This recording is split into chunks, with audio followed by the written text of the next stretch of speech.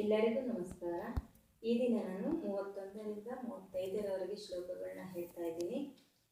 ನ ಚ ಶ್ರೇಯೋನು ಪಶ್ಯಾಮಿ ಹತ್ವಾ ಸ್ವಜನಮಾಹವೇ ನ ಕಾಂಕ್ಷೇ ವಿಜಯಂ ಕೃಷ್ಣ ನ ಚ ರಾಜ್ಯಂ ಸುಖಾನಿ ಚ ಕಿಂ नो ರಾಜ್ಯೇನ ಗೋವಿಂದ किं भोगैर्जीवितेन वा येषामर्थे काङ्क्षितं नो राज्यं भोगसुखानि च तायिमेव स्थिता युद्धे प्राणास्त्यक्त्वा धनानि च आचार्या पितरः पुत्रा तथैव च पितामहाः मातुलश्वशुरा पौत्रा श्याला सम्बन्धिनस्तथा